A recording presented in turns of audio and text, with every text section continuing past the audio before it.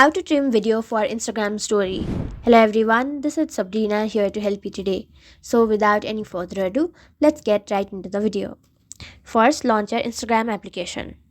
You will have to know that there is no direct method of trimming the video for your Instagram story using the story feature.